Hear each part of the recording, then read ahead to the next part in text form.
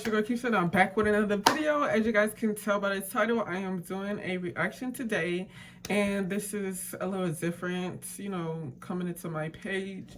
If you are new to my channel, go ahead, make yourself comfortable. Thank you so much for clicking this video. We're just gonna get into it.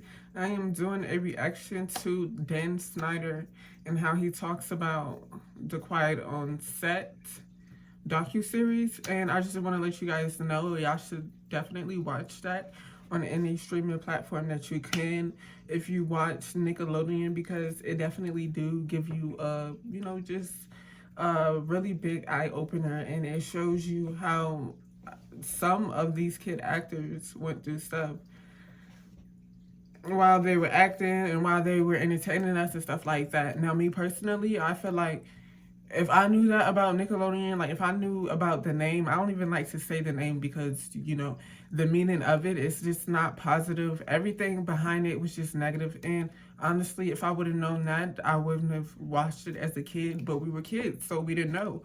So yeah, watching the whole docuseries really made me extremely sad and just empathetic for everybody who went through everything, whether it was something minor or something major. My heart goes out to everybody who were acting and who were dealing with these crazy people. So yeah, now we're just gonna get into it. We're gonna see what he had to say after the whole premiere of everything, and how we got to see footage, real footage of him just acting a fool and not just being weird. So yeah, let's just see. And now that I look at it, I can tell that he lost a lot of weight. And I don't know, he just looked different from back then, but I still see the same person, the same sick person. So yeah, let's just get into it and let's just see what he got to say about it. And this time I will be using the audio from my other device, so hopefully that works.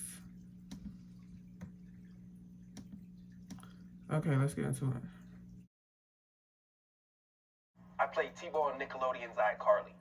I got a chance to watch the Quiet on Set program, and I reached out to Dan to see if it was something that he'd be willing to discuss.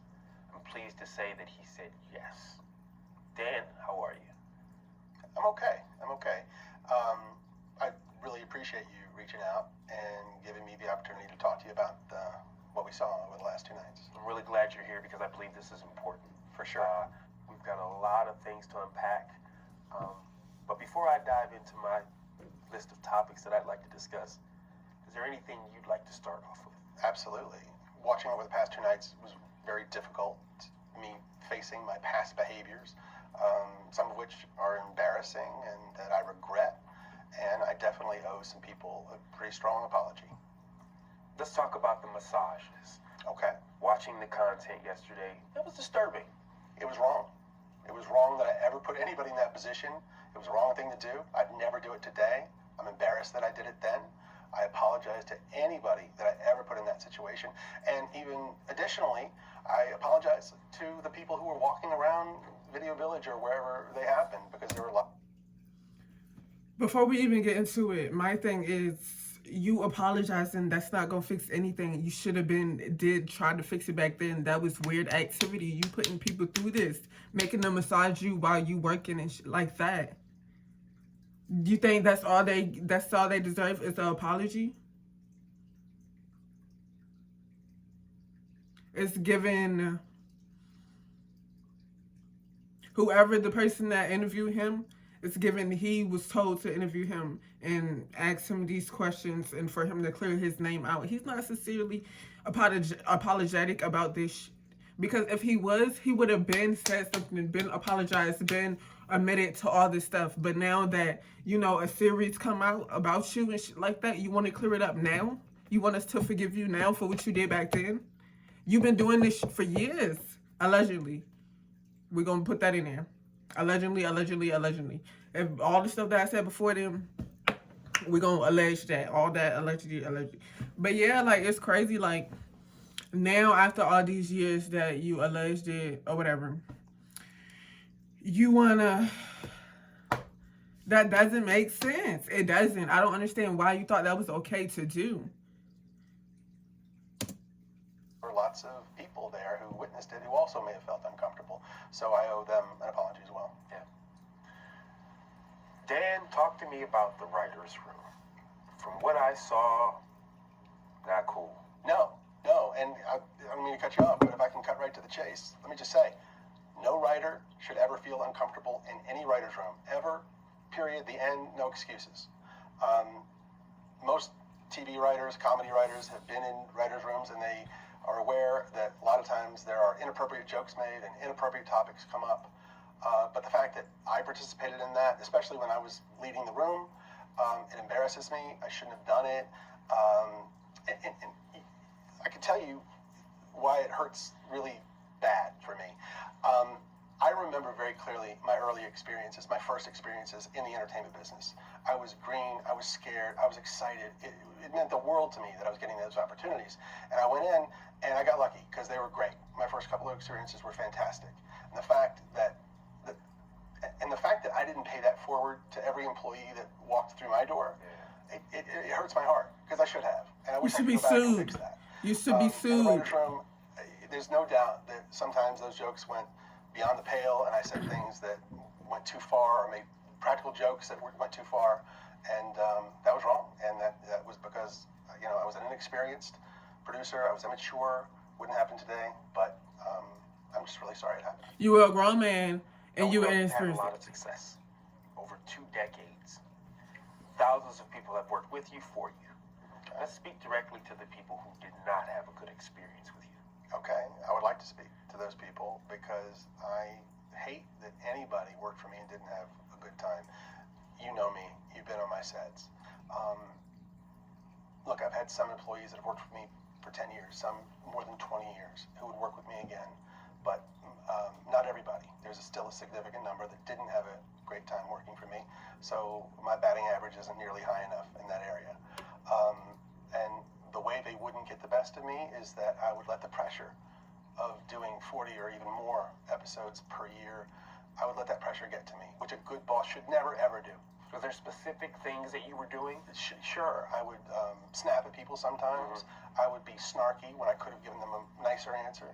I would not give people the time that they needed. I would be in too big a hurry to get on to the next thing I had to do. And watching that show, it made me, there were so many times I wanted to pick up a phone and call some of those people and say, I'm so sorry, and let's talk about it. And I wish you'd had a better time, and I wish I could have shown you a better experience. It was just weird. You've written hundreds of episodes. Thousands of jokes have been told. Yeah. But currently, where we are, some people think that some of those jokes are inappropriate for children. Yes, What do you think of that? they were. All these jokes that you're speaking of, Of course, he's not going to admit it. that the show covered over the past 2 nights, every one of those jokes was written for a kid audience because kids thought they were funny and only funny. Okay? That's not true. Now we have some adults looking back at them 20 years later through their lens, and they're looking at them and they're saying, I don't think that's appropriate for a kid show.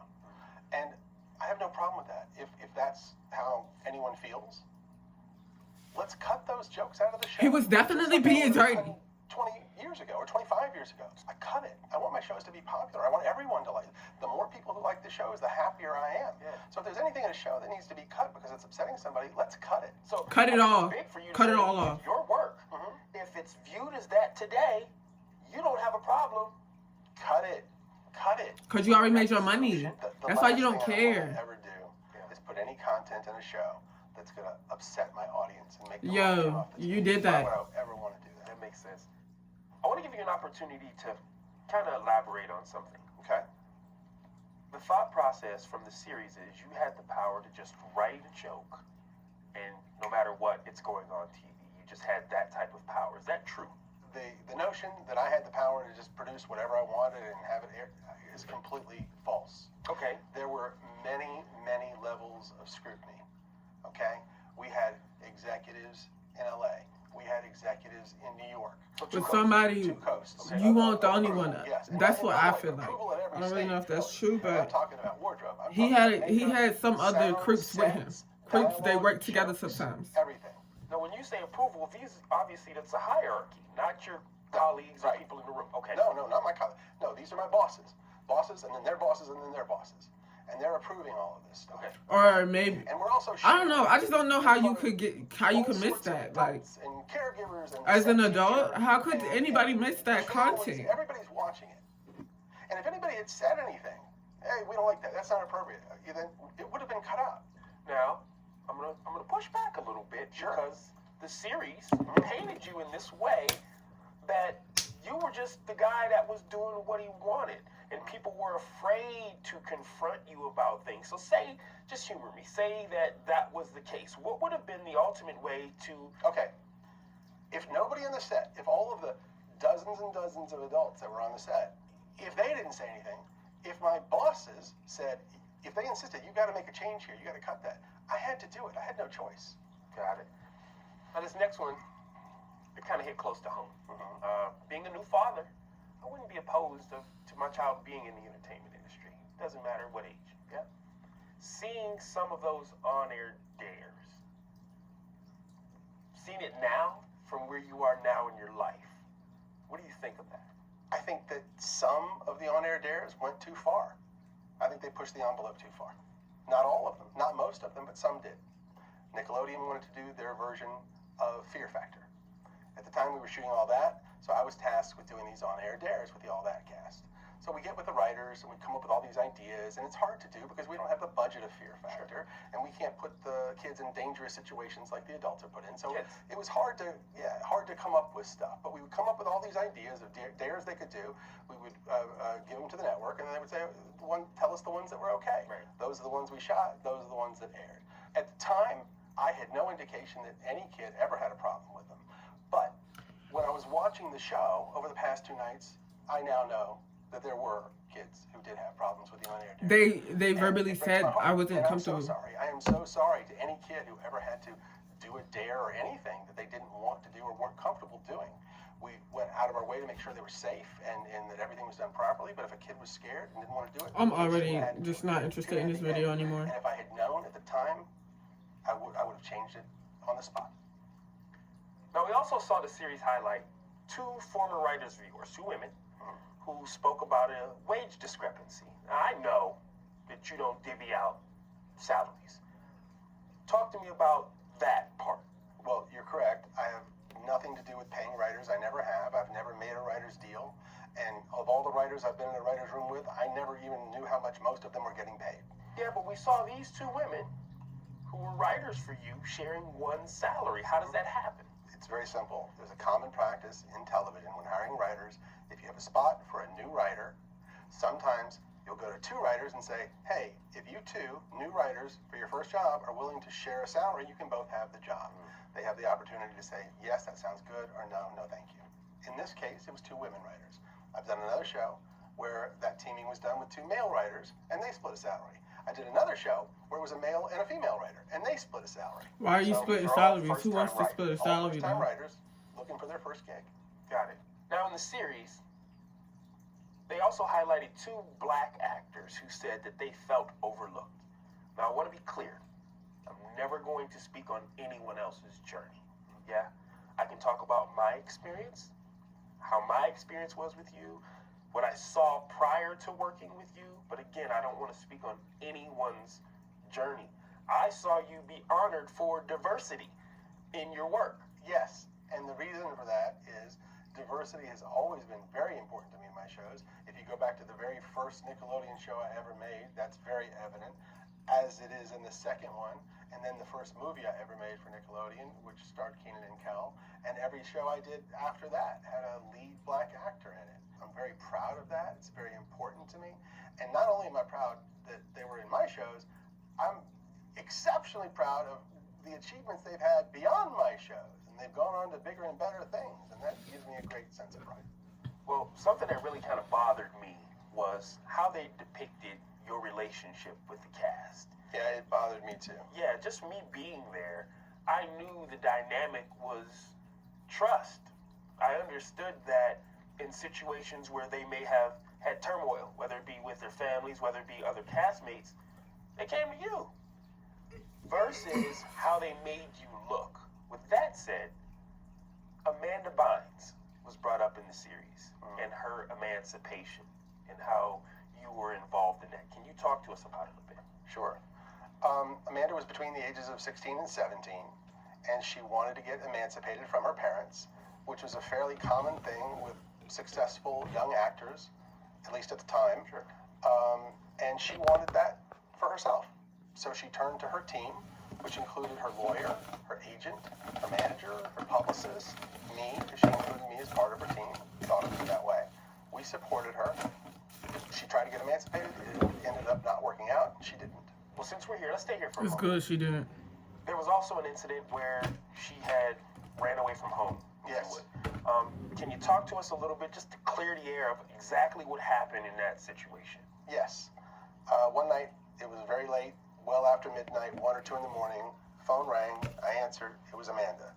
She was upset. She was in distress. She had had some conflict with her parents, I think her father, and she called me. Oh, I she was called you. immediately concerned about her safety. I called someone who I knew was fairly nearby. That person was able to go and pick her up. Then I knew she was safe. I felt better. She ended up being taken to the police. Well, regardless of what some people may think, I think it's only positive that you are there for people when they need you. That said, let's talk about some of This the is things only that to try to have make just me been look swirling good. forever. Okay. You were banned from your set. Never, never happened. That is a false rumor. They just let you go Add it easily. to the list of false Talk to rumors. me. What happened? They were adult actresses at the time, and they had their own specific reasons for not wanting to do the show anymore. I'm not judging that. It got tense, and what they don't know, maybe, is I did everything I could to make that show go away. My producer partner at the time, we would call and say, this is not a good situation. Okay. So I decided I'm going to do what most showrunners do, which is you're not on the set. There's a director there to shoot it. I'll go up to the writer's room. I'll work on the next script. But Yeah. because everybody was so used to me caring about every detail of every show so much, for me not to be on the set, yeah, maybe some people thought I got banned. So it was more of an assumption because this guy's usually here and now he's not. I don't know if it was an assumption. I don't know if somebody thought they were making me look bad by saying I got banned from the set. I have no idea. Okay. All I know is I was never banned from the set. The darkest part of this series discusses child predators. Now, I want to make sure that we clear a couple of things up. Okay. Brian Peck was not hired by you. No, I did not hire Brian Peck. This was a Tolan Robbins production? And when Drake and I talked and he told me what had happened, I was more devastated by that than anything that ever happened to me in my career thus far. And I told him, I'm here for you. What do you need? Which Drake mentioned in the show that we watched last night. And next, I heard that he went to court when this guy was being tried, Peck. And when Drake walked in, he saw 50 people sitting on the side of the courtroom supporting Peck. A lot of them pretty famous. Of course, Drake was devastated that happened. And even more disappointing, 41 of those people wrote letters for Peck, character letters, praising him We for saw who he that. was and asking for leniency. And they knew that he was guilty. They knew he had confessed to some degree, and they still did this. That's baffling that adults would do that. Yeah. And I don't know if people know this, but Drake's mom, a lovely woman who I stay in contact with this day, she came to me at the time and she said, Dan, I'm not good with words like you are. And would you help me with my speech with the judge? And I said, of course. And I did. And he ended up going to prison and serving his time. And yeah, that was probably the darkest part of my career. And here's the kicker that I really don't Fake get. tears, y'all. After he got out of prison and was, to my knowledge, a registered sex offender, he was hired on a Disney Channel show. I don't understand. I can't. I don't really have words for this. I appreciate you sharing that, man. Are you okay? You want to take a minute? Yeah, I'm all right. Let's keep going. Yeah? Yeah. Okay. I think we really unpacked some important things. We set the record straight on a lot of things. Before I let you get out of here, I appreciate the vulnerability that you use in knowing that there's definitely things that You dropped 2 should tears, have done differently. and Is there that was anything after that we talking about haven't him being discussed? locked up. Anything that if you could go back and navigate the journey differently, what would that look like? Yeah, there's definitely things that I would do differently. One that I think would be really, really important is when you're hiring young actors, minors, to work in television, I would suggest that we have a licensed therapist there to oversee that process for the specific reason of making sure that those kids really wanted to do this job, that they really wanted to be on television. Maybe they should even be informed about what that means. What's it going to mean? If They you're need more famous? What's it protection. going to mean on social media? What's That's it going what to they mean need. within your family? Let them find out. And then that way, if a kid doesn't want to be on a TV show, they can opt out. That psychologist, that therapist could come to us and say, this kid doesn't want to do it, or their parents aren't understanding of what's going to come. And then we could avoid the mistake of ever putting a kid in a TV show that didn't want to be there. And additionally, the main thing that I would change is how I treat people and everyone.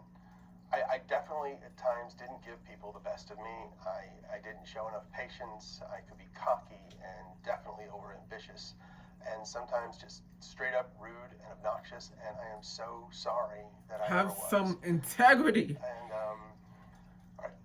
when I watched the show, I could see the hurt in some people's eyes, and it made me feel awful and regretful and sorry. I hope it's I sincere. wish I could go back, especially to those earlier years of my career, and bring the growth and the experience that I have now, and just do a better job, and never ever feel like it was okay to be an asshole to anyone ever. Look, I wanted to make funny TV shows for kids, and we definitely did that. But if I could go back, I would get it done in different ways. I'd just be nicer as often as possible and listen more to the people on my team. And I would do everything that I could to make sure that everyone had a good experience. That's what I do differently. Dan, I appreciate your time. I appreciate you. Thanks for stopping by, man. Thank you. So guys, I did make my outro, but unfortunately it did not record. I want to say my heart goes out to everybody who went through some foul play and shit like that while dealing with Nickelodeon. Honestly, I just pray for everybody and I hope they heal well. All of my favorite shows were mainly on Nickelodeon, so this one hit home. Please make sure you guys like, comment, subscribe if you like this content. Please look out for more. I did realize that it wasn't synced all the way as far as the lips, but you guys please bear with me with that. Next time I will not be using my audio from my other device, so you guys do not have to worry about that. Thank you guys so much for rocking with me, and I'll see you guys in my next video.